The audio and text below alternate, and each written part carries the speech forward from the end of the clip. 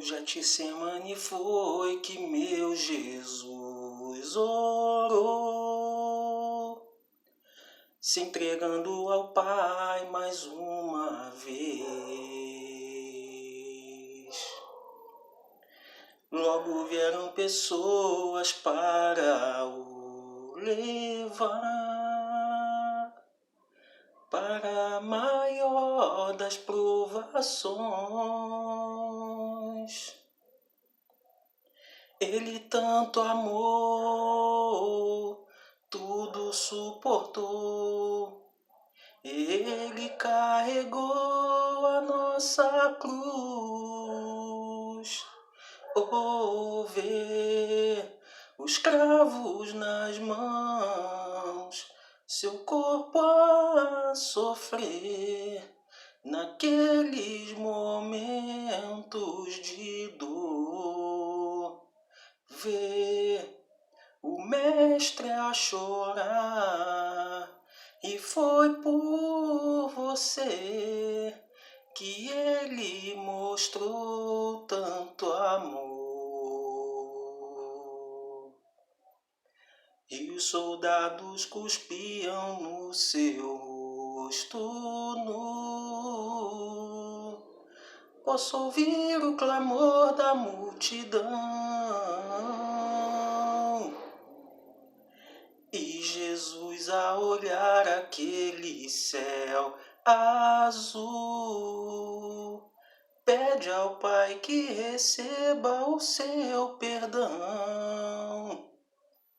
Ele tanto amou, tudo suportou. Ele carregou a nossa cruz.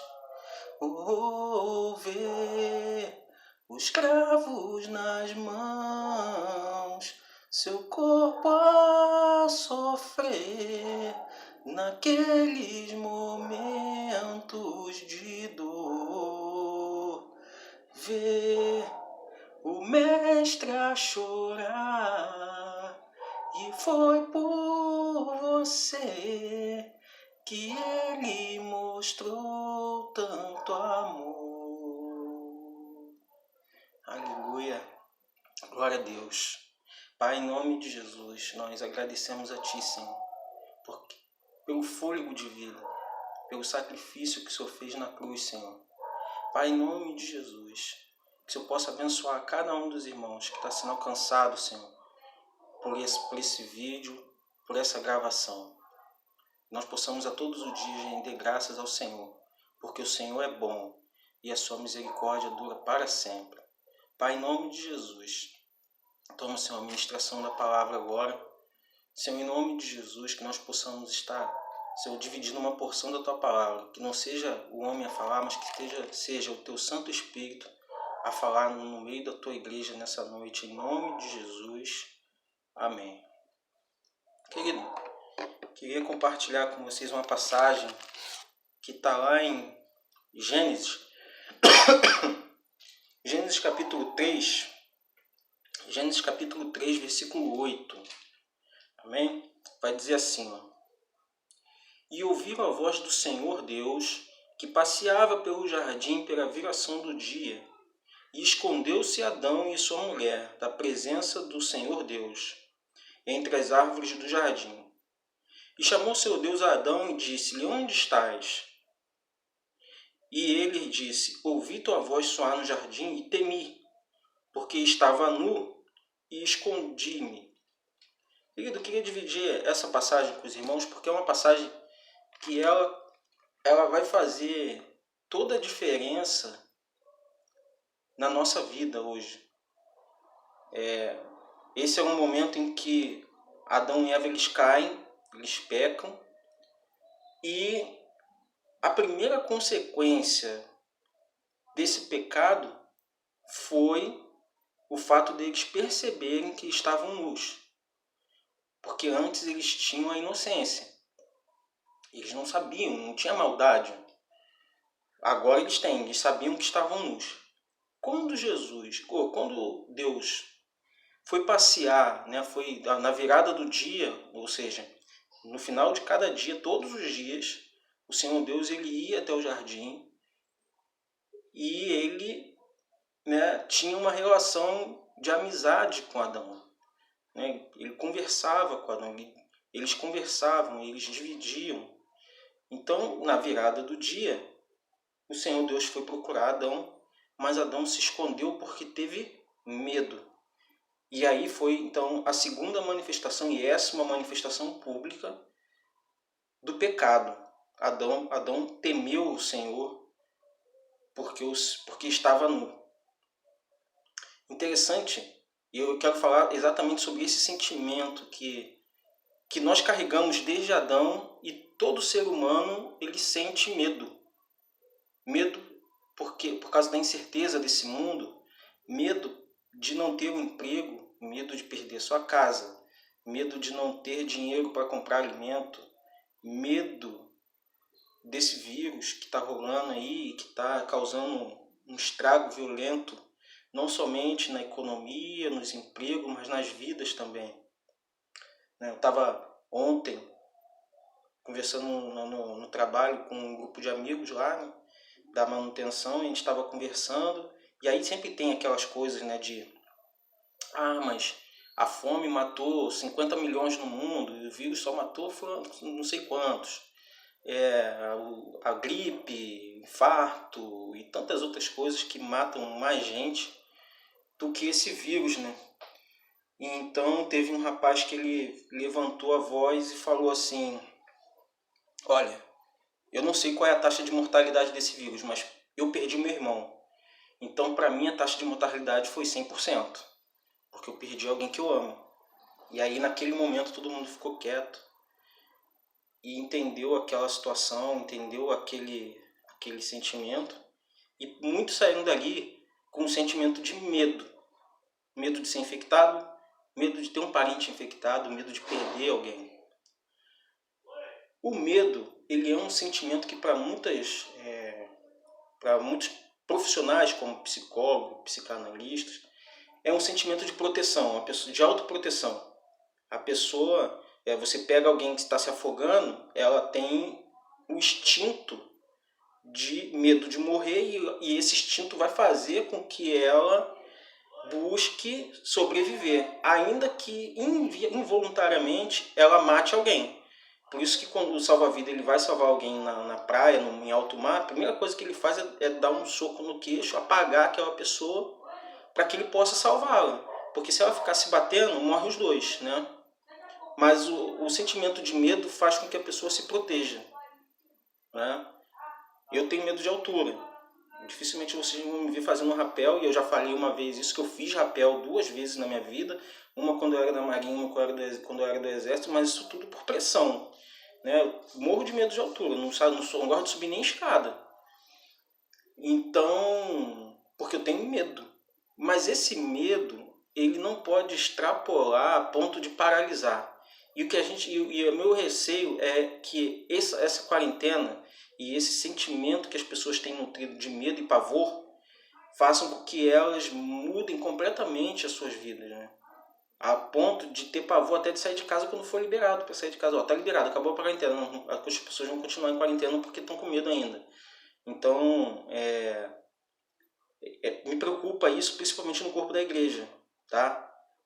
Principalmente no nosso meio, esse pavor, né? O não crente, ele não conhece a Bíblia, ele não sabe aquilo que nós sabemos, ele não sabe o que vai acontecer. Se ele soubesse, então, meu Deus, nós sabemos. E eu louvo a Deus porque eu estou no meio, né, numa igreja, numa denominação em que a gente tem liberdade para falar a verdade. Eu não sofro pressão, e ninguém me impressiona, o pastor Marcelo me impressiona, ninguém me impressiona a esconder a verdade dos irmãos. A gente prega e fala a verdade. Então, eu me sinto muito à vontade para falar isso, e para falar acerca disso. Eu tenho uma preocupação muito forte porque muitas pessoas estão nutrindo o sentimento de pavor. E uma das ferramentas do inimigo das nossas almas é o pavor, é amedrontar. Né? Por isso que ele ruge como se fosse um leão. Mas ele não é um leão, mas é como se fosse. É como se você tivesse a luz da tua casa toda apagada e você escuta um latido de um pitbull. Você não está vendo, mas você está escutando. Esse escutar vai fazer com que você, na sua mente, você dimensione o tamanho do cachorro. Nossa, o tamanho do latido desse cachorro deve ser um monstro. E de repente vem, né, vem a Dorinha, né? A Dorinha latiu no escuro, a pessoa pega um cachorrão, vem a Dorinha, um pitbull zero, um poodle zero. Então, né, o fato do som da latida, no caso do exemplo da latida do cachorro, fez com que a nossa mente dimensionasse o tamanho desse cachorro, e esse dimensionamento, superdimensionamento, fez com que a gente tivesse medo. No caso de Adão, né, ele teve medo por dois motivos. O primeiro motivo é porque ele tinha medo de falar com Deus acerca do que ele fez. E segundo, porque ele tinha a maldade já de saber que estava nu, então ele se escondeu. Mas ele não teve medo da serpente. Ele não teve medo de pecar, mas ele teve medo de Deus. Interessante isso, né? Então, não tenha medo de Deus, irmão. Tá? Deus, ele olha pra gente com amor. Ele olha para mim e para você com um sentimento de pai, bondoso. As pessoas têm medo de Deus, né? As pessoas têm medo de falar com Deus e de ouvir a voz de Deus. Lembra o povo de Israel, Moisés? O povo, Deus queria falar diretamente com o povo, sem intermediário agora. Ele diz, não, por favor. Olha o medo. Não. Vai você lá, Moisés, fala com você, com Deus. Nós não queremos, não. Nós estamos com medo. E muitas pessoas têm medo de Deus, né? E o medo, ele, quando você perde o controle do medo, você entra num estado de letargia tão grande que você paralisa. Então, não pode, irmão. O sentimento de medo, ele é uma consequência do pecado, ele está dentro de nós não temos como fugir, não tem como falar que eu não tenho medo de determinadas coisas. Já confessei aqui que eu tenho medo de altura e tenho medo de outras coisas também. Então, mas você e eu não podemos ter medo. Se tem um medo que eu tenho que ter, é medo de pecar. Tenho que ter medo de decepcionar o meu Deus. Eu tenho que ter medo de fazer a coisa errada, de me afastar de Deus.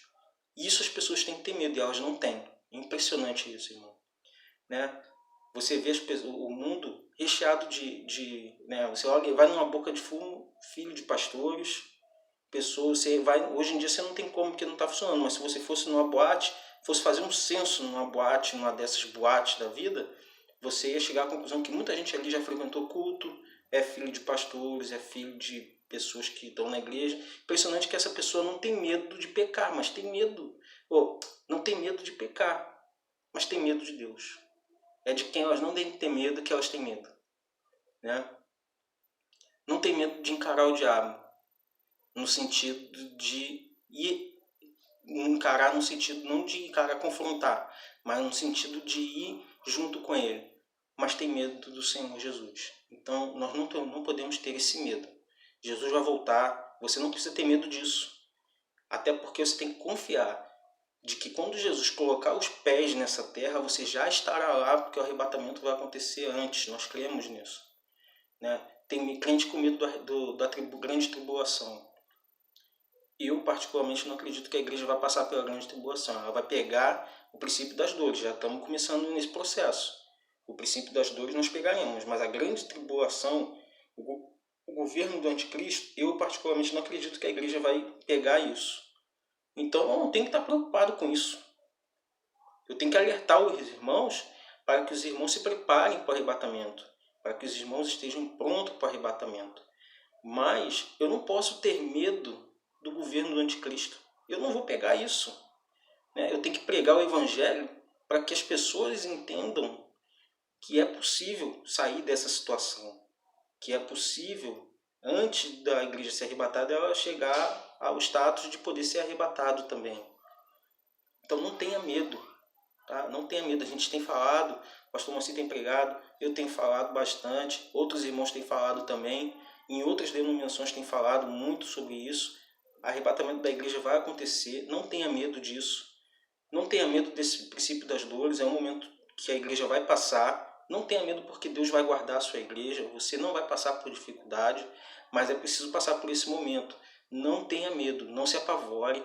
Seja firme e constante na presença do Senhor. Continue lendo a Bíblia, continue orando, continue jejuando, continue buscando o Senhor. Não esmorece só porque a igreja não está se reunindo fisicamente. Não esmorece, não perde a fé, não entra nessa coisa de que Deus que nada, porque tudo é a gente aqui mesmo. O mundo está caminhando para isso e a gente não pode caminhar com o mundo. Nós temos que caminhar na contramão desse mundo. Fica com essa palavra, meu irmão. Não tenha medo de que o Adão teve. Não tenha medo de Deus, mas tenha medo do pecado, tenha medo do diabo. Isso sim, você tem que ter medo, correr. Fugir do diabo, resistir ao diabo e ele fugirá de vós. Não vai com ele. Não enfrenta ele, mas resista. Amém, querido? Fica com essa palavra em nome de Jesus.